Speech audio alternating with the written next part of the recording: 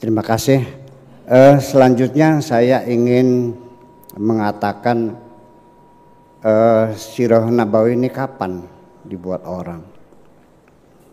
Hadis itu kapan dikumpulkan orang? Nabi melarang.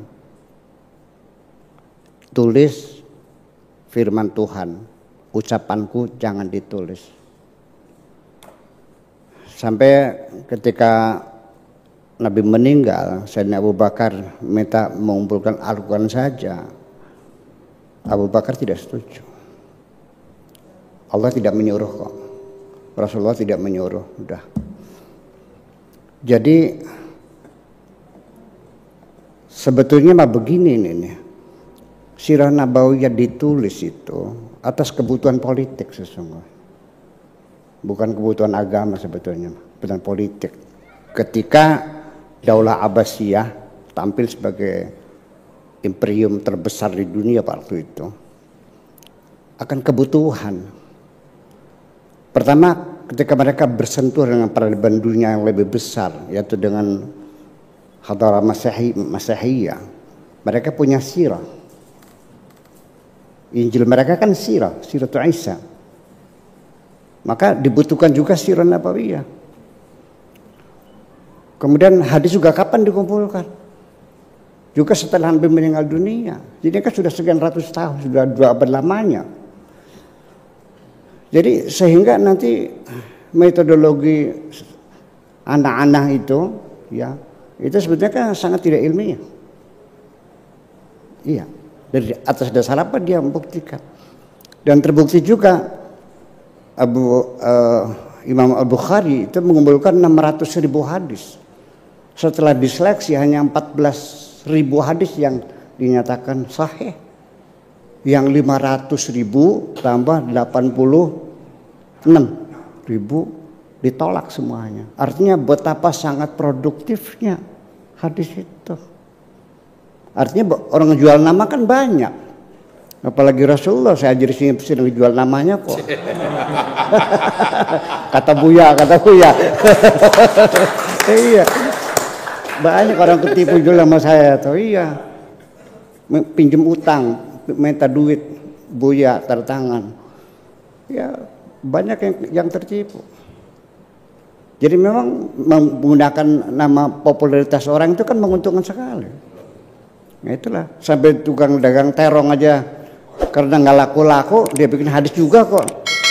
Sampai asar nggak laku-laku mau udah kering terongnya itu. Qala Rasulullah al-badinjan dawaun likulida.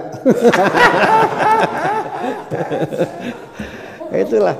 Jadi artinya bahwa hadis dikumpulkan juga seperti itu. Sampai saya pernah diskusi serius dengan Nurul Khalis Majid karena kita punya rutin setiap bulan kita ketemu kumpul dengan Gus Dur juga setiap bulan kumpul di Jakarta. Kita mendiskusikan ini Abu Hurairah ini apa orangnya ada, apa ini lembaga produsen hadis. Ya karena hadisnya sekian ratus ribu hadis sampai mendetail sampai Nabi diranjang bagaimana Nabi mencium Siti Aisyah bulan puasa dengan ngenyot-ngenyot lidahnya. Ini kan luar biasa. Al-Quran menutup privasi Nabi tidak boleh dibicarakan. Di hadis Nabi dibicarakan macam itu. Nah kan perlu kita curigai semuanya itu. Ya, awas ini jangan nanti dia ingkar sunnah lagi. Saya serba repot ini. Jadi artinya siapa yang pertama kali menulis Sirah Nabawi itu? Ibnu Ishaq. Itu by order. Dan sudah by order. Nulisnya begini-begini untuk apa? Untuk mencari legalitas historis bagi Daulah Abbasiyah. Artinya kepanjangan dari risalah Rasulullah itu persoalannya. Dan Ibnu Ishaq sendiri juga sekarang naskahnya udah nggak hilang, nggak ada. Disalin oleh Ibnu Hisham. Nah kita kemana? Dihancurkan. Jadi artinya disempurnakan lagi by framing semuanya itu. Ini perlu kita waspada semacam itu. Sehingga kita mesti mengkritisi ulang Sirah Nabawi ini. Kita nggak usah ragu-ragu. Kita bukan bukan menyalahkan orang dulu, tapi kita mengkritisi. Karena anak cucu kita ini kan sudah era milenial ini kan lebih kritis dari kita. Nah. Ya, saya khawatir nanti anak cucu kita pada murtad ketika melihat realitas semacam itu. Nggak rasional. Ya, mereka sudah cerdas kok. Oleh karena itu coba kita bicarakan runut sendiri. Apa yang dicantumkan. Oke, kita langsung aja karena ini 15 menit ya. Bahwa dinyatakan oleh Syarah Ibnu Hisham, Kanjeng Nabi itu lahirnya tanggal 12 Rabiul Awal. Nggak sepakat kok. Ya kenapa? Ya karena orang Arab mereka belum punya mengenal budaya tulisan kok. Belum ada tinta, belum ada kertas, belum ada pulpen. Ya, hidupnya masih pakai tenda. Ceboknya pakai batu kok. Ya. Dan peristiwa Nabi lahir itu peristiwa yang tidak diketahui orang kok. Jadi ketika cerita ketika Nabi lahir, alam semesta bercahaya, itu kan tahu dari mana bercahaya? Sampai api di Persia itu padam, kemudian balkon yang ada di Romawi tumbang. Tahu dari mana? Orang Arabnya nggak ada yang tahu kok, sehingga tangannya juga nggak jelas. Ya. Jadi 12 Rabiul Awal itu hanya aghlabiyah, hanya kebanyakan orang menduga semacam itu. Ya pertama kali mungkin menghitungnya mundur barangkali. Ya kemudian tahun gajah, dari mana tahun gajah? Ibnu Asakir itu mengatakan Abraha itu menyerang ke Ka'bah itu 40 tahun sebelum Nabi lahir. Ibnu Asakir sekitar 25 tahun sebelum Nabi lahir. Az-Zuhairi mengatakan 15. Nah, jadi dari mana bilang tahun gajah? Jadi kita mesti bukan mandar ulang ya, artinya mengoreksi ulang supaya realistis lah, supaya anak-anak kita jangan ini semacam itu. Kemudian juga kalau kita lihat dasarnya mana? Karena surat Al-Fil ya. Surat Al-Fil sendiri coba kita koreksi. Alam taro kaifa fa'ala rabbuka biasa bil fil. Tentara Abraha dari Yaman ke Mekah. Coba silakan buka Google Earth ya. Lihat di situ. Sepanjang jalan itu hanya gunung-gunung batu yang panas kok. Nggak ada rerumputan. Gajah itu makannya apa sih? Rumput. Makanya berapa? 10% dari berat badan. Jadi kalau gajah itu 2 ton berarti makan rumputnya 2 kintal. Kali 30 berapa? Terus ngaritnya di mana? Waktu itu belum ada logistik, belum ada Pak. Apa pakai pesawat, pakai helikopter gitu? Nggak ada. Itu juga pertanyaan. Ya, yang rasional aja kita bicaranya. Kemudian juga gajah untuk perang nggak masuk akal. Gajah itu hanya tunggangan raja pada itu acara kebesaran, bukan alat perang. Kalau kita pada terganggu.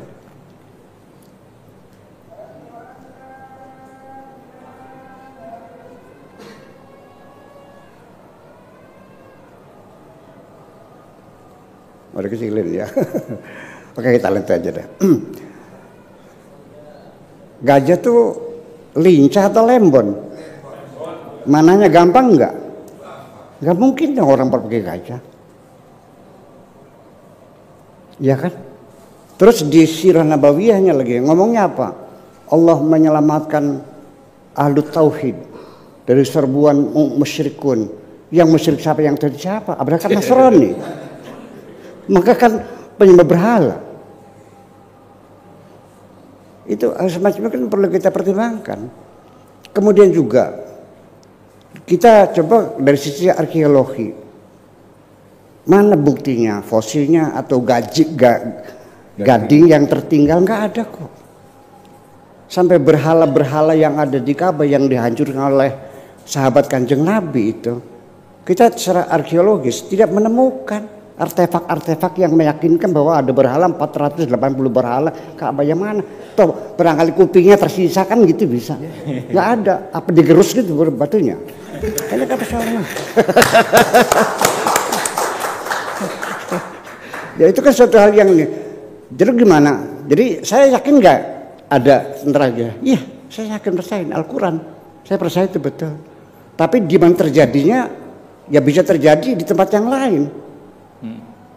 Mungkin di Zimbabwe, mungkin di Uganda, mungkin di India terjadinya. Dari mana tahunya di situ? Karena surat Al-Sindri tidak menjelaskan di mana terjadinya, kapan terjadinya. Tidak. Coba alam taro kaifa fa'ala rabbuka bi ashabil fil alam yajal kaidahum fi tadlil warsala alaihim tarmihim bihajaratin faja'alahum tidak mencerah pun. Ya, jangan dikait-kaitkan begitu. Semacam itu. Kemudian juga Nabi Muhammad lahir dengan irhasat lah, artinya irhasat itu keistimewaan sebelum jadi nabi lah gitu. Itu kan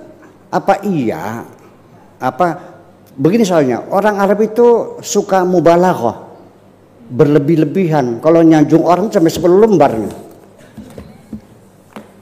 Faridu asrihi wa bahidu zamanihi. Ya al-mubajjalu segala macam, wah nggak habis-habis di orang tuh. Ya kita coba kita minta ke depan anak-anak kita mesti disuguhkan dengan hal yang rasional aja lah. Gitu. Sampai ketika lahir pun Siti Aminah itu tidak setes darah pun yang mengalir, dalam keadaan sudah disunatin sudah. Ini saya tetap melihat Nabi Muhammad adalah sebagai seorang manusia, tidak lebih. Akan tunduk dengan undang-undang alam sebagai manusia.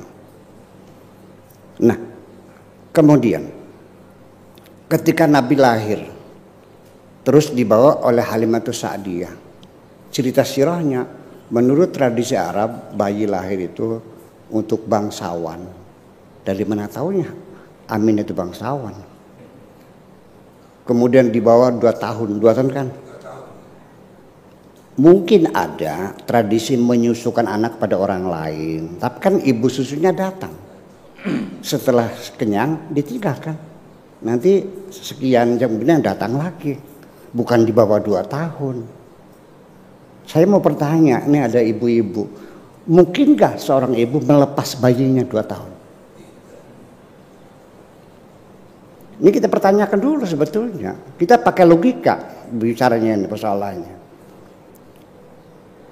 Jangan jangan bilang pokoknya ya. Kalau pokoknya nggak usah debat lagi. Iya, ibu ada. Apalagi 2 tahun, 2 jam saja. Dokter tidak segera menghadirkan. Sudah panik ibunya itu. Bisa dilempar pakai aspak dokter itu. Dok, mana bayi saya ntar boleh dimandi? Kok lama banget sih? Bayang, ini 2 tahun. Ada apa? Dari something wrong. Ada sesuatu. Sejujur aja, tidak disukai. Ya, betul. Setelah meninggal, ikut sama siapa? Kakeknya. Kakeknya meninggal. Pamannya. Disuruh menggembala kambing kan. Sirah Nabawiyahnya, Nabi Muhammad dilatih untuk memimpin kambing sebelum beliau memimpin manusia. Urusannya apa untuk manusia? Ada lagi alasannya karena Nabi Muhammad ingin mandiri, tidak ingin menyusahkan pamannya karena pamannya miskin. Mana mungkin pemimpin miskin? Jokowi miskin enggak? Pak SBY miskin enggak? Enggak mungkin dong. Yang tanda tangan di jungpul pennya bisa mencarikan uang kok. Dia kan kepala suku Quraisy. Ya, di ada Sidana, ada Diroya, ada Rifada segala macam, semua lembaga. Itu kan tempat wisata spiritual, menghasilkan uang. Jadi artinya beginilah. Andai kan ponakan saya ikut sini, Ini saya suruh menggembala kambing. Bagaimana komentar Anda? Kok tegel banget sih? Jadi artinya semua cerita tentang Nabi disambut malaikat berbaris, pohon-pohon bersujud, ya cahaya alam bercahaya, itu karya sastra sesungguhnya, bukan realita. Nabi itu penuh penderitaan kok. Ya. Jadi kalau ingin mengungkap faktor psikologis Kanjeng Nabi itu lebih jelas dalam Al-Quran kok daripada hadis-hadis itu sendiri. Yuk kita dengarkan wadduha walaili idza saja. Dari mulai pagi buta sampai larut malam dalam keadaan galau. Ya kan, sehari dia menghadapi kegalauan hidup ini. Ma wadda'aka rabbuka. Tuhanmu tidak meninggalkan kamu kok. Wa maqala, dan juga tidak marah sama kamu. Ma wadda'aka rabbuka wa maqala. Walal akhiratu khairul laka minal ula. Berakit-rakit ke hulu, berenang-renang ke tepian, bersakit-sakit dahulu, bersenang-senang kemudian. Itu maknanya walal akhiratu khairul laka minal ula. Percayalah wala sawfa yu'tika rabbuka fatarda, nanti bakal dikasih kamu dan kamu pasti senang. Alam yajidka yatiman, bukan engkau anak yatim. Fa'awa, Allah yang melindungi kamu. Wa wajadaka dhalan, kamu kebingungan mencari jalan kehidupan, bukan tersesat ya. Fahada, Allah yang menunjukkannya. Wa wajadaka ailan, kamu melarat minta makan sama orang lain. Ailah itu kan yang kita santun. Fa'akhnak riyan. Nah, fa'amal yatim fala takar wa masail fala tanhar. Pesan yang sangat diistimewakan adalah menyantuni anak yatim. Kenapa? Karena dia yang mengalaminya, penderitaan anak yatim yang nggak ada yang sayang. Itu kan merefleksi dari pengalamannya. Kenapa kok tolok ukur kebenaran agama ditentukan oleh bagaimana kepedulian pada anak yatim?